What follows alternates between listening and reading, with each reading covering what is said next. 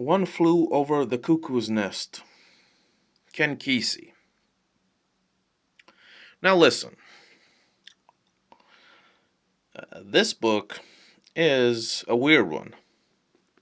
Of course, the movie, I've seen it, yada yada. The writing, it's nothing special to me.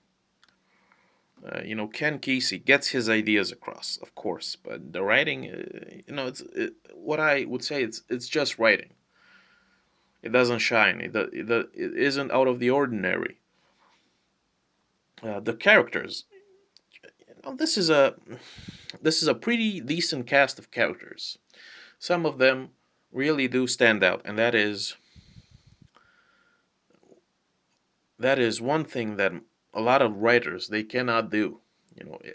It's a difficult thing to manage to make your characters seem human almost. But listen.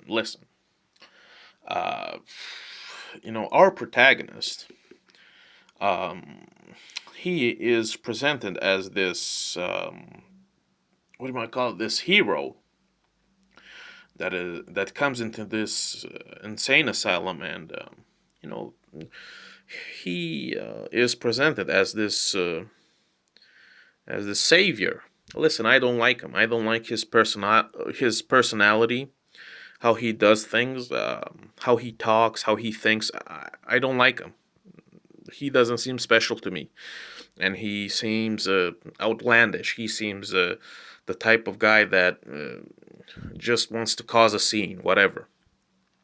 Is he though? Mentally ill? I don't know.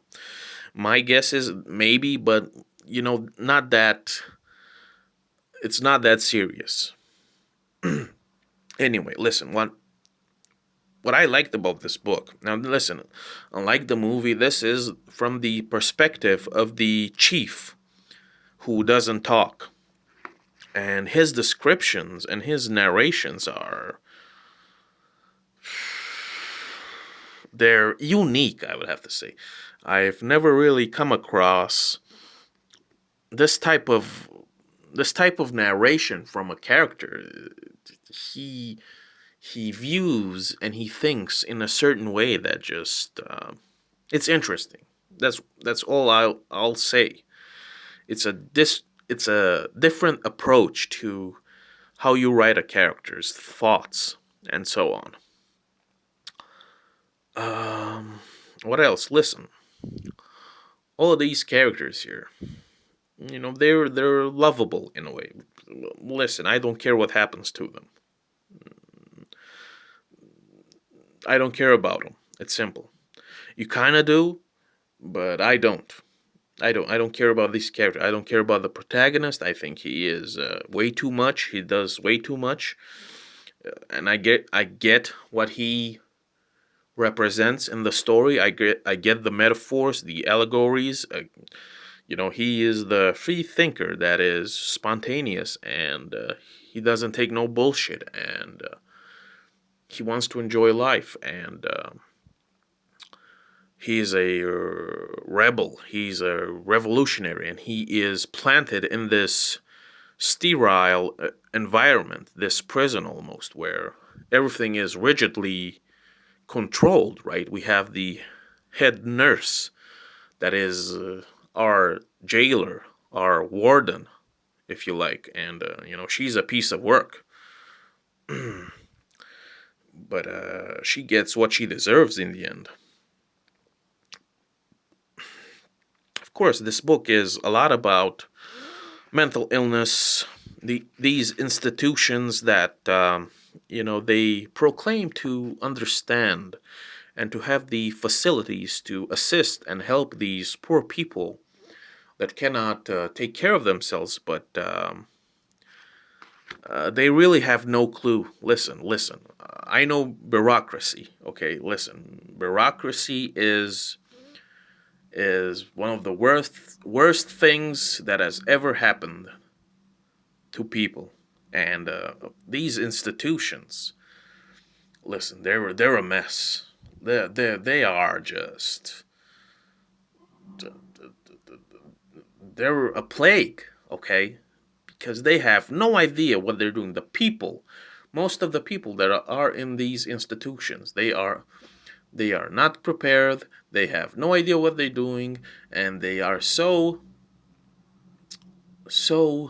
audacious that they proclaim to be experts, professionals, and so on, where it is clearly the opposite. And listen, in real life, I have met a lot of these people in these bureaucratic offices that, listen, they're clowns, bro. They're clowns.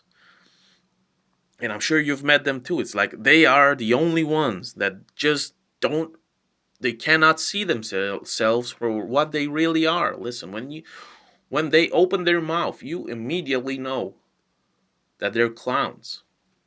And this book does exposes this wonderful where the people that you supposedly should trust that they're gonna take care of you and protect you and care for your well-being, they have no idea. They don't know. They're even more inhuman than those who are allegedly crazy, and that is the big theme in this novel, right? They're more inhuman than those who are branded as inhuman by society. All right. And how, they have problems, and how are they treated? They're treated like they're not even people. Right? They have no joy in life. There's nothing. They do nothing but waddle around, half drugged, and so on. No smiles, no laughter, no nothing. All right, it's like this institution for the mentally ill. It's like a tomb, like a cemetery. It's a catacomb with ghosts because of the so-called treatment. All right, this is a great example. This novel does it well. Listen. You cannot trust these institutions. They have no idea what they're doing. Okay. They have no idea what's going on. They just know their little rule book and everything else. They only know how to memorize text. They have no soul. Okay, they're robots. And you cannot trust them or the institutions they represent. Okay? It's a conglomerate. It is a hive mindset. There's no individuality, no personality, no nothing, no thinking. Okay?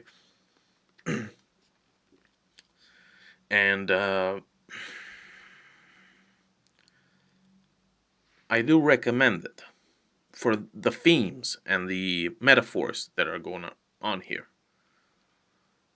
That's what makes it a good book.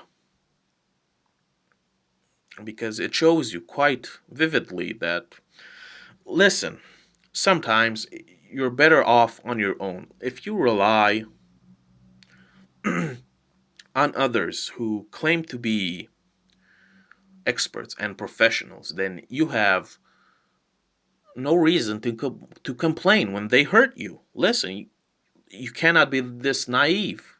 Okay, when they hurt you, you cannot complain because there is no excuse. You gave your consent. You were gullible. And you have to reap what you sow, etc. Maybe, like I say, maybe it's better to be independent. Just be yourself by yourself. Try to help yourself. And if you cannot, listen. Most people cannot help you. That is the, not underlying, that is the message of this book. That most people cannot help you, even if they have the best of intentions. And you should read this. One Flew Over the Cuckoo's Nest.